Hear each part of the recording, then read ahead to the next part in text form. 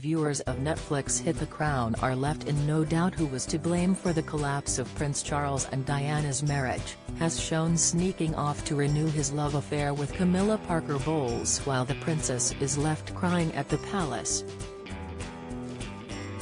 Now, however, one of the couple's former royal protection officers has come forward to present a startlingly different version of events. Alan Peters claims Charles did not start seeing Camilla romantically again, they had first met in their early 20s, until after he discovered Diana had been having a fling with fellow protection officer Barry Manoogy. And Peters was the one who informed Charles of his wife's affair. The popular perception is that the Prince of Wales was straying all the way through his marriage, and that is definitely, unequivocally, not the case, insists Peters, who worked for Diana for almost a decade. The first person that strayed was the princess. He went back to see Mrs. Parker Bowles after he learned about her affair with Manoogy. This backs up Jonathan Dimbleby's version of events. In his authorized biography of Charles, published in 1994, Dimbleby stated that Charles and Camilla renewed acquaintances in 1986. Manoogy had started protecting Diana in 1985. Their affair is said to have begun during a fishing expedition at Balmoral that year. In 1986, he was transferred from his royal role to the Diplomatic Protection Squad. A year later, Manoogy, then 39, was killed in a mysterious road accident. He was reported to have been struck by a 17-year-old driver while riding on a motorbike in East London, leading Diana to suggest he'd been bumped off. Speaking in a new CNN documentary, Peters says of Diana, "I started to notice her behavior was unusual whenever we were anywhere near Manoogy, so I decided to talk to her about it. For the first 20 minutes, she categorically denied it. But then she told me exactly what was going on, she was having some sort of relationship with Manoogy. The Prince of Wales approached me and said, 'Why is the princess behaving in the way she is? What on earth is the matter?' So I said, 'You've got to talk to her.' And he said, 'Well, I've tried all that, and the only thing that seems to be upsetting her is that Barry Manoogy is going back to uniform. And, if she's that upset, Barry can stay.' At that stage, I was forced to say, 'Well, sir, if he stays, then I'm afraid he'll have to leave.' And, I think, at that point the penny dropped. He was utterly shocked and was clearly very upset." Peters adds of the finger-pointing of blame, "Nobody is the villain. In my view, everyone is the victim. Charles was under a lot of pressure to get married and she, too, was the victim of this whole process." Game of Thrones. Birthday treat for Emilia's pup. She made her name as the mother of dragons, Daenerys Targaryen, in Game of Thrones, but Emilia Clarke is more concerned with furry creatures in real life. The actress, 35, baked her dachshund, Ted, a very tasty-looking cake to celebrate his second birthday. And she dressed the pampered pooch in a pale blue ruffled collar and party hat, above right, for the celebration. "Yes, I am now this lady," jokes Emilia. "Baking ain't just for humans, I mean, look at him." Emilia, who is currently single, used to go out with film director Charlie McDowell, but now affectionately calls Ted, "my main squeeze." Boris Johnson's wife, Carrie, is often portrayed by her enemies as his Lady Macbeth.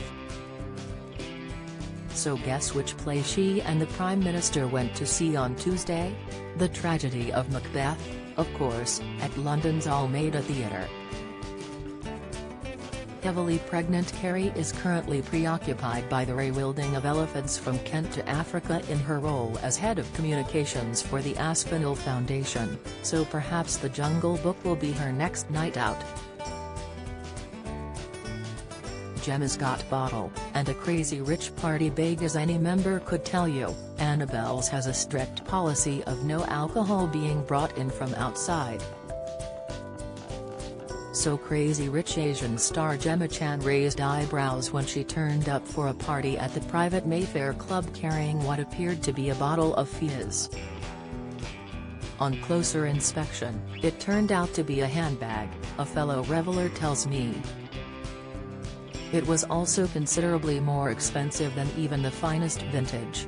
The Judith Leiber champagne bottle Big Bubbles clutch bag costs £4,650. Chan, 38, who is going out with Mamma Mia star Dominic Cooper, completed the party look with a green Oscar de la Renta taffeta mini dress. At least super fit Gemma will have had a clear head the next day. I try to do exercise every morning, she has explained. A combination of yoga and Pilates. It's worth having that 10 to 15 minutes to stretch, have a cup of tea and then launch into the day. I find my posture is different and the tension is gone.